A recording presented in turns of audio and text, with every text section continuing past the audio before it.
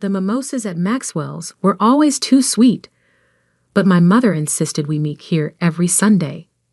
Something about keeping up appearances, about being seen at the right places by the right people.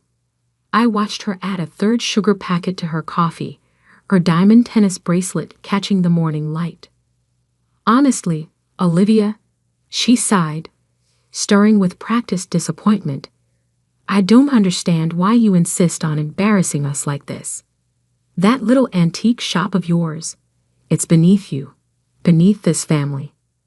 My father didn't look up from his phone, probably checking the stock prices for Barrett Financial, the investment firm he'd built from the ground up. Your mother's right. You're wasting your potential sorting through other people's junk. I took a small sip of water, letting their words wash over me like they always did. They'd never visited my shop, never seen what I'd built. To them, Morgan and Vale Antiquities was just another failure in their daughter's long list of disappointments. Business school applications are still open for spring semester, my mother continued, her voice sharp with false concern.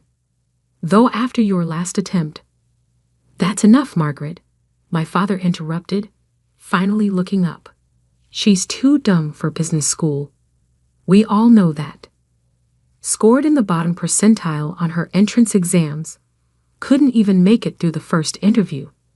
Best to let her play with her little shop until she comes to her senses. I carefully spread clotted cream on my scone, making sure to keep my movements precise, controlled. They had no idea that I'd deliberately tanked those entrance exams, that I'd walked out of that interview on purpose, just like they had no idea that Morgan and Vale wasn't just an antique shop. It was a front for one of the most successful private investment firms in the city. At least tell me you're making rent, my mother pressed. We can't keep covering for you forever. I thought about the building I owned, not just my shop, but the entire historic block in downtown's arts district. Thought about the portfolio I managed, the silent investments I'd made in dozens of emerging companies.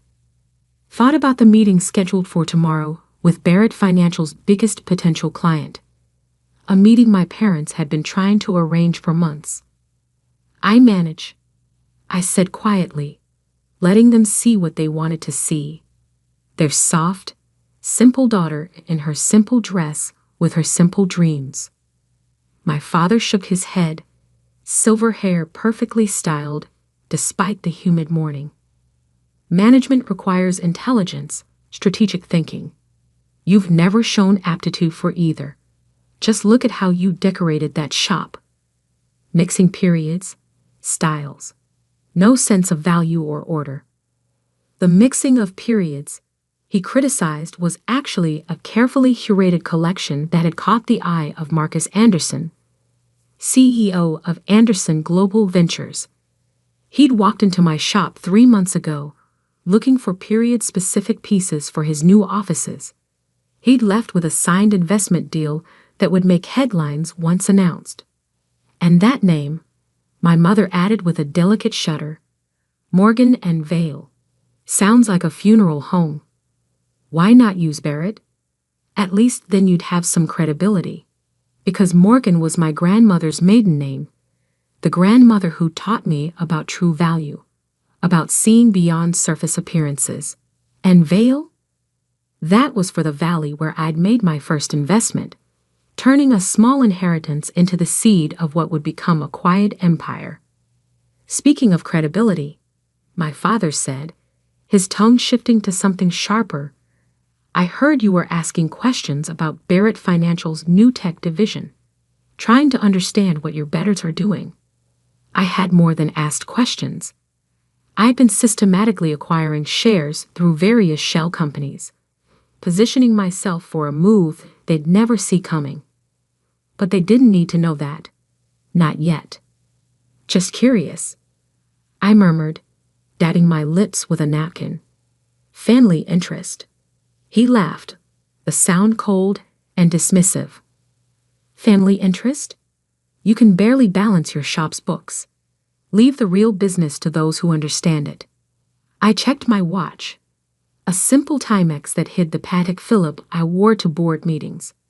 Speaking of the shop, I should get going. Sunday inventory. Of course, my mother sighed. Run along to your little toys. Just remember, when you finally admit defeat, your father might have an entry-level position available. Filing, perhaps. I stood, smoothing my plain dress, the one I wore just for these brunches, so different from the designer pieces that filled my real closet. Thank you for brunch. See you next Sunday. As I walked away, I heard my father's voice. Bottom percentile. Can you believe we raised someone that dumb? I smiled slightly, thinking about tomorrow's meeting. About how Anderson Global Ventures was about to become Barrett Financial's biggest client, through me, their silent investor. About how my father's tech division was about to discover its majority shareholder was his dumb daughter. The drive to my shop was quiet. Sunday morning traffic light. I parked my modest Honda, another prop in my carefully constructed image, behind the Victorian building that housed Morgan and Vale. The real car, a Bentley Continental, waited in a private garage across town. Inside, the shop was exactly as my father had criticized, a masterful blend of periods and styles, each piece carefully chosen not just for its aesthetic value, but for the stories it could tell. Stories about patience, about waiting for the right moment, about value hidden in plain sight. My assistant, Sarah, looked up from the antique desk where she managed not shop inventory, but investment portfolios worth millions. How was brunch? Predictable, I replied, slipping off my flat shoes and replacing them with Louboutins. Are we ready for tomorrow? She nodded, pulling up detailed financial reports on her laptop. Anderson's team has finished their due diligence. They're prepared to sign with Barrett Financial. Through us, of course. Your father won't know you're involved until you want him to. I'd moved through the shop, running my fingers along a Georgian sideboard that had once graced a duke's dining room. Like me, it had secrets. A hidden compartment that once held royal letters now contained documents detailing my ownership of key Barrett financial assets. Final projections? I asked, settling behind my own desk, a Queen Anne piece that had witnessed countless business deals over its 3 centuries. Conservative estimate puts the deal at $50 million initial investment, with potential for up to $200 million over 5 years. Sarah paused, a small smile playing at her lips. Your father's been trying to land Anderson for months. Never realized his own daughter had already sealed the deal. I opened my laptop, checking the latest market updates. Barrett Financial's stock was up, riding high on rumors about tomorrow's meeting. My father had probably spent his entire brunch checking those same numbers, never knowing who really controlled them. Did you see the latest board memo? Sarah asked, forwarding me an email. They're planning to announce your father as CEO Emeritus next quarter, transition to new leadership. They're considering external candidates since, apparently, there's no one suitable in the family. I smiled, thinking about the shares I'd accumulated, the voting power I'd quietly amassed. Interesting timing. A text lit up my phone. My mother? Darling, do reconsider business school. Your father and I hate seeing you waste your life like this. I set the phone aside without responding. Let them think what they wanted. Tomorrow would change everything. Sarah cleared her throat. Your soup for tomorrow's meeting arrived. Alexander McQueen. The tailor made the adjustments you requested. Perfect. I stood, moving to adjust a delicate Venetian mirror that had once hung in a doge's palace. In its reflection, I saw not the simple shopkeeper my parents mocked, but the businesswoman I truly was, sharp, focused, unstoppable. Shall I confirm the meeting time? Sarah asked. Your father's office has been calling all morning, trying to reschedule around Anderson's demands. No need, I replied. Everything stays exactly as planned. 9 a.m. tomorrow. Barrett Financial's main conference room. Time for the family business to meet the family disappointment. The rest of Sunday passed in careful preparation. While my parents probably sat in their country club, lamenting their daughter's failures, I reviewed contracts, confirmed positions, and finalized the details that would make tomorrow more than just a meeting. It would be a revelation. As evening fell, I locked up the shop's front door, the antique key heavy in my hand. Through the Victorian windows, I could see the streetlights coming on, casting long shadows across the hardwood floors, and priceless artifacts within. My phone buzzed again, a message from Marcus Anderson himself. Ready for tomorrow? Your parents won't know what hit them. I typed back a simple response. They never do. Tomorrow, while they were expecting Marcus Anderson to arrive as a potential client, they discover he was already an investor, my investor.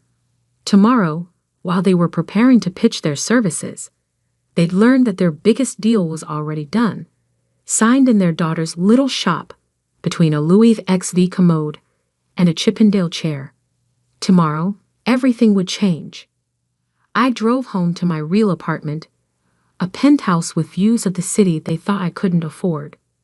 Replacing my simple dress with silk loungewear, I poured a glass of wine and reviewed tomorrow's schedule one final time. 8:30 a.m. Arrive at Barrett Financial, not as the failed daughter but as Morgan Vale, the investment broker they'd been trying to track down for months. 8:45 a.m. Meet Marcus in the lobby, right under my father's nose. 9 o'clock a.m. Walk into the conference room and watch their faces as they realized who really controlled their future. My phone lit up one last time. My father. If you're free tomorrow, the mailroom could use some help. Might be good experience for you. Better than playing shop. I didn't respond. Tomorrow would be response enough. Monday morning dawned clear and sharp, the kind of autumn day that makes everything feel possible. I dressed with careful precision. A black Alexander McQueen suit that cost more than my parents thought I made in a year. Louboutin heels that had never seen the inside of my antique shop. And my grandmother's vintage Cartier watch, the only piece of my real life I'd never hidden. Sarah met me at my penthouse, carrying 2 leather portfolios. Your father's already at the office, she reported, handing me one of the folders. Called an early meeting to prep the team for Anderson's arrival. Your mother's there too. Apparently, she couldn't miss this historic moment for Barrett Financial. I smiled, checking my reflection one last time. Gone was any trace of the simple shopkeeper they knew. In her place stood Morgan Vale, the investment broker who'd been making waves in private equity circles for the past 5 years. How long do you think it'll take them to realize? Sarah asked as we rode the elevator down to the private garage. That depends, I replied, sliding into the Bentley's leather interior, on whether they see what they expect to see, or what's actually in front of them. The drive to Barrett Financial's headquarters was smooth, traffic parting for the luxury car they didn't know I owned. As we pulled into the executive parking area, I spotted my father's Mercedes in his reserved space, the vanity plate reading BRRETT1, subtle as ever.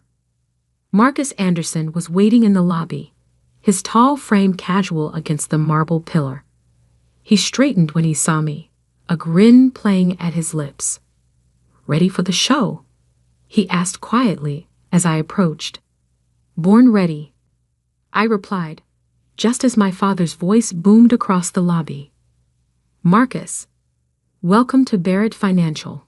He strode forward, hand extended, my mother 2 steps behind him in her perfectly coordinated designer suit. Neither of them glanced at me. After all, Why would they look twice at a stranger in expensive clothes? Marcus shook my father's hand but kept his eyes on me.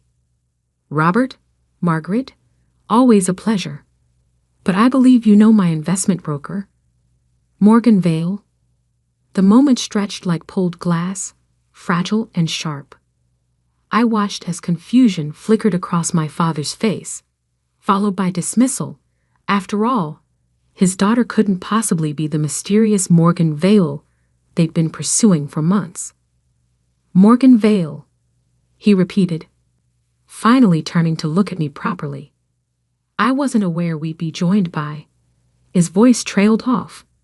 I saw the exact moment recognition hit, saw his eyes widen as he took in my appearance, my presence, my complete transformation from the daughter he thought he knew.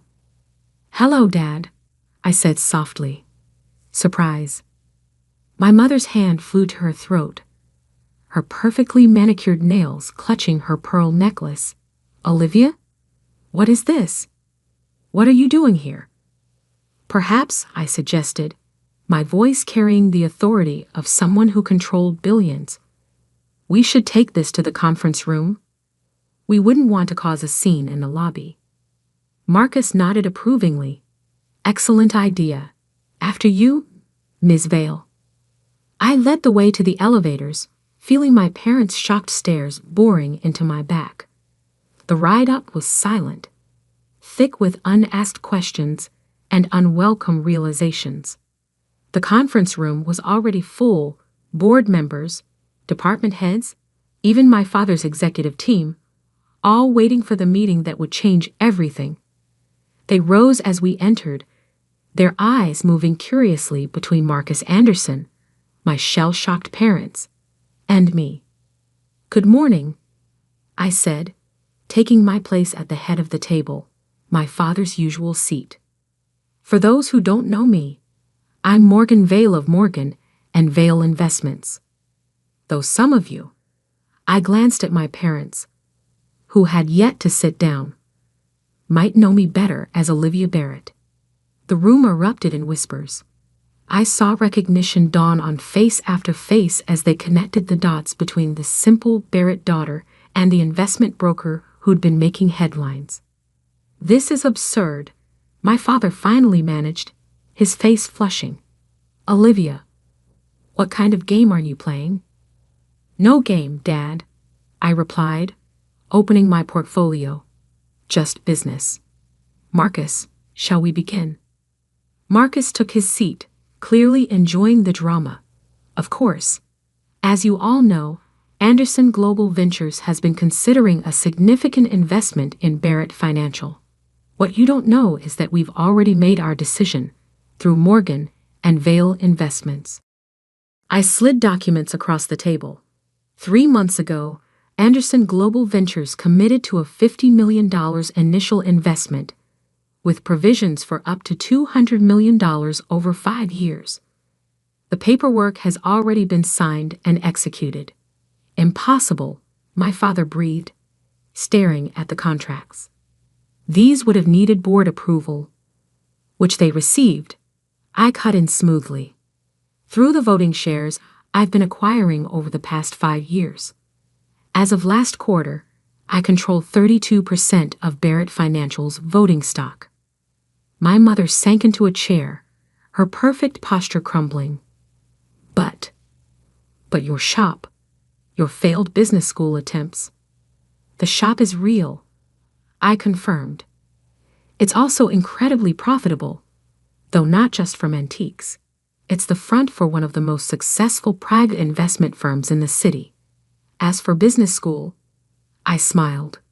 I already had my MBA from London Business School when you were pushing me to apply. I walked out of that interview because I was in the middle of closing a major deal.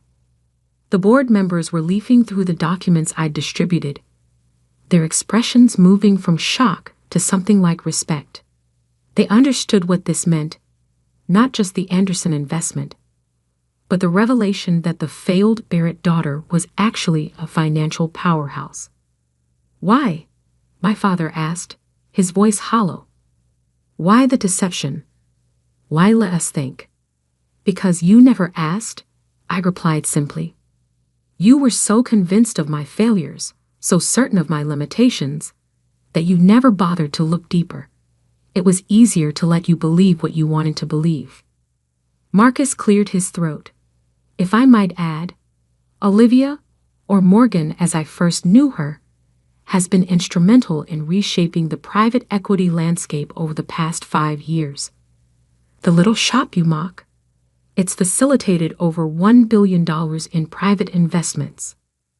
My father collapsed into his chair, the weight of his misjudgment finally hitting him. All this time, every Sunday brunch, every time you called me dumb, I finished for him. Every time you dismissed my potential, every time you offered me a filing job, I was closing deals bigger than Barrett Financial's annual revenue. The room had gone completely silent, every eye fixed on the family drama unfolding before them. I stood, smoothing my designer suit. Now, shall we discuss the future of Barrett Financial? Because I have some ideas about the tech division you've been struggling with. The next 2 hours were a blur of presentations, questions, and strategic planning. I laid out my vision for Barrett Financial's future, a vision that had been forming since I first started buying shares. My father remained unusually quiet, watching me command the room he'd always dominated. By noon, the board had unanimously approved my proposal for restructuring the company. My father's transition to emeritus status was accelerated, and I was appointed as strategic director, though I insisted on maintaining my separate identity as Morgan Vale for my other business ventures. As the room cleared out, my mother finally found her voice again. Those brunches, she said quietly. All those times we criticized you, looked down on you, were necessary. I finished. They kept you from looking too closely, from asking too many questions. Though I admit, the bottom percentile comment last Sunday was a bit harsh. My father hadn't moved from his chair, staring at the contracts spread across the table. I don't understand, he said finally. How did we not see it? I perched on the edge of the conference table, looking down at the man who'd spent years looking down at me. Because you saw what you expected to see. A simple girl with simple dreams, playing shop while the real business happened elsewhere. You never wondered why Anderson Global Ventures suddenly became interested in Barrett Financial. Never questioned why your stock kept rising despite market downturns. Never thought to look closely at Morgan Vale's track record. And the shop? My mother asked. All those mixed periods you keep there are carefully curated to attract exactly the right kind of clients, I explained. CEOs, investment bankers, private equity partners. They all come looking for unique pieces and end up discussing business opportunities. That Georgian sideboard Dad hates? I closed a $100 million deal while showing it to a tech entrepreneur last month. Marcus, who had lingered by the door, chuckled. That's how she got me. Came in looking for antiques, left with a whole new investment strategy. A knock at the door interrupted us. Sarah, carrying fresh contracts. Sorry to interrupt, but the Hong Kong office is calling about the merger. Hong Kong office, my father repeated weakly. Morgan and Vale has offices in 6 countries, I confirmed, standing to take the documents from Sarah. That little shop is just the tip of a very large iceberg. As I moved to leave, my mother called out, Sunday brunch? Will you still come?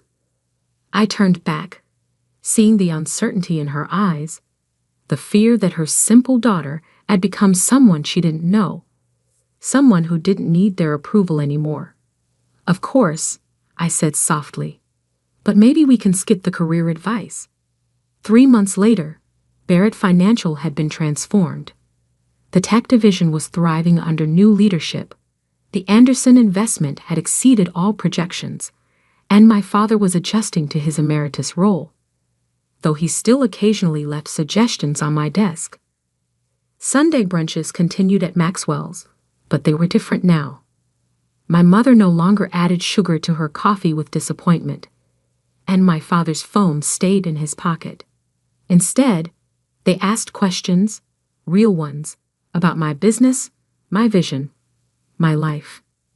I still kept the shop, still spent time among the antiques that had helped build my empire.